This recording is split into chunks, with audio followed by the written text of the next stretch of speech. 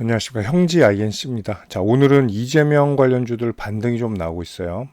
자, 기존에 많이 올랐던 오리엔트 전공, 그리고 맨 후반의 대장이었던 상지건설도 반등에 나서고 있습니다. 자, 형지 INC가 가장 높은 상승률을 기록하고 있는 가운데 형제 엘리트가 좀 그 뒤를 좀 따르고 있는 그런 국면입니다. 잠깐 상한가를 터치하기도 했어요. 근데 상한가 좀 밀려났는데 뭐 다시 들어갈 수도 있고, 어쨌든 거래량 터지면서 다시 리바운딩 나온다는 조건은 제가 이전에 말씀드렸죠. 왜냐하면 자, 현재 1위를 달리고 있고, 그리고 약간 이제 뉘앙스가 압도적이라고 좀 봐야 되죠. 뭐 제가 뭐 따로 뭐 이재명 후보를 막 따로 응원하고 그런 건 아니에요. 전 중립입니다. 중도 성향이고. 어쨌든 객관적으로 볼 때는 지금 정권 교체에 대한 어떤 희망사항이 더 많기 때문에 국민들이 좀 유리하지 않나 이렇게 생각이 됩니다. 이번 대선은 조기 대선이라 좀 일정이 타이트하고 짧아요. 그래서 올라가는 과정들도 좀 복잡했죠. 일단 계엄 사태가 있었잖아요. 그때부터 이제 추세를 주기 시작했는데, 자, 기존의 동신건설 뭐 이런 종목들이 대장을 역할을 하다가 계속 이게 바뀌어 나갔죠. 그리고 새로운 종목들도 많이 생겼습니다.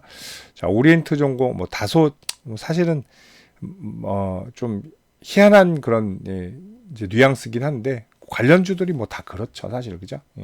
자, 그리고 얘도 어느 정도 고점을 찍으니까 옮겨가는 모습들이 나오죠. 형지그룹으로 또 넘어갔어요. 형지 INC, 형지 엘리트로 넘어갔는데 형지 INC가 훨씬 좀 강한 그런 흐름입니다. 자, 2차 파동 때 굉장히 높게 올라갔죠. 기존 동신건설하고 비교해보면 다르죠. 동신건설 2차 파동, 그러니까 이제 조기 대선이 확정이 됐을 때 4월 4일이죠. 이때 겨우 고점 높이고 조정 나온 방면에 다른 종목들 중에 특히 형제 IC는 여기서 더 크게 높였다는 거. 그리고 더블탑을 한 번 더 했어요. 좀 다르죠. 모양이 달라요. 여기 5월 기울기도 5월은 동신건설 기운기의 반면에 형제 IC는 5월에 또 고점을 한번 이제 쌍고를 치렀다는 거. 그리고 또 1660원이라는 이게 지지점이에요. 중요한. 여기 오니까 어때요? 또 반등이 나오죠. 그런 원리라고 볼 수 있습니다. 형제 엘리트도 좀 비슷하죠. 형제 엘리트도 같은 형제니까 물론 조금 약하긴 하지만 형제 INC보다 역시나 4월 고가. 근데 5월에는 조금 못 높였어요. 그러니까 형제가 더 강하다는 얘기죠. 형제 엘리트가. 저기 INC가. 자, 여기는 고가를 못 높이고. 근데 리바운딩은 좀 비슷하게 나오죠. 근데 지금 눈치 보는 모습이에요. 형제가 상 갔다가 조금 윗골이 생기니까 마찬가지로 같이 크게 올라왔다가 한 23, 4%까지 올랐었네요. 다시 윗골이 다는 그런 모습도 보여줍니다. 또 상지건설은 또 후발주자죠. 처음엔 뭐 이재명과 전혀 관계 없다가 또 올라오는 모습들. 이게 뭐 월봉으로 보면 뭐 말도 안 되게 자, 1558%예요. 고가가.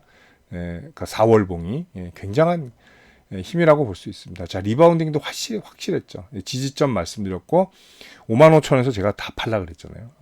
다시 나눌 가능성이 높아요. 왜? 시간이 없습니다. 이제 시간이 없어요. 또 오늘 이준석 관련주도 좀 올라오는 게 있는 게 이제 TV 토론회가 다시 시작이 돼요. 이재명, 김문수, 이준석, 권영국 4대 후보들.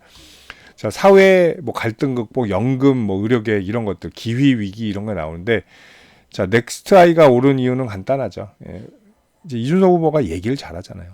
이런 것들. 그리고 이제 지지율 좀 말씀드리면 아직도 뭐 비슷하게 나온 것도 있지만 대부분이 10% 이상 좀 차이가 난다는 거죠. 오차 범위 플러스 마이너스 3.1 볼 때는 조금 어렵지 않지 않느냐. 이 짧은 시간에 뒤집기는 이 후보가 둘이 합한다고 해도 이게 둘이 합해서 10이 만약에 이게 더해져서 42가 된다면 뭐 당장 합하겠죠. 근데 이준석의 표는 또 이재명 후보한테도 분명히 간다는 거죠. 그래서 이번에는 이재명 후보가 당선될 가능성이 그 어느 때보다 높지 않느냐 이렇게 좀 예상이 됩니다. 자, 정권 교체 희망도 55%, 재창출 34%. 뭐 여론조사를 뭐 100% 신뢰하진 않아요. 하지 않지만 대부분 국민이 그런 의식을 가졌다라는데 뭐 동의하지 않을 수는 없겠다 이렇게 좀 보겠습니다. 자, 이제 TV 토론에 이재명 후보가 저번에 실망스러운 모습을 많이 보였죠. 뭐 너무 안일했나 이런 얘기도 나오고 준비가 너무 안 한 게 아니냐 이런 얘기들도 많이 나왔어요. 근데 이번에는 조금 다르게 좀 준비해서 나올 가능성이 있죠. 왜냐하면 지지율도 예전 보다는 좀 격차가 좀 줄었고, 예, 그렇기 때문에 조심스럽게 아마 행동할 가능성이 높습니다. 자, 형제 INC는 이제 거래일수로 며칠이 남았나요? 얼마 안 남았어요. 자, 오늘 금요일이잖아요. 다음 주 5일에서 6거래일, 그리고 6월 2일까지 7거래일입니다. 뭐 7거래일 동안 뭐 오늘 상한가 간다고 해도 뭐 점상 가고 이렇게 되기는 어렵진 않지 않을까. 근데 분명히 그건 있을 거예요. 예. 뭐냐면 이제 오늘 좀 장대 양봉 좀 만들고, 그리고 다음 주에 이제 거의 뭐 확실한 분위기로 간다. 이렇게 되면 뭐 2,800원 이전 고가 라인까지는 한번 가지 않을까. 그렇게 예상이 됩니다. 자, 이제 다른 후보들 종목들 보면 이준석 후보야 뭐 솔직히 그냥 완주하는 그런 의미를 두는 거고요. 자, 평화홀딩스 김문수 후보도 격차 줄이는 거는 많이 성공했어요. 그래서 그게 여기에 반영된 거고요. 여기까지 가기에는 조금 늦지 않았나. 그리고 지지율을 이 격차를 더 좁히기에는 시간이 많진 않다. 이렇게 좀 보겠습니다. 이제 며칠 정말 남지 않았네요. 그죠? 열흘 정도밖에 남지 않았다는 거. 11일 남았네요. 11일 남았기 때문에 뭐 이렇게 굳혀지는 게 아닌가 이렇게 좀 생각이 됩니다. 자, 반면에 그 분명 알아두셔야 될 거.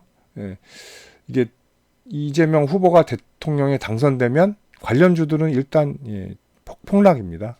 대통령이 되던 되지 않던 폭락한다는 거. 인맥주들은 잘 알고 계실 거예요. 그리고 이제 어떤 정책주들도 일단은 눌려요. 일단 눌렸다가 그게 끄집어내면 이제 가는 거고, 제가 대통령 선거 때 그냥 한 말인데 그걸 믿으셨어요?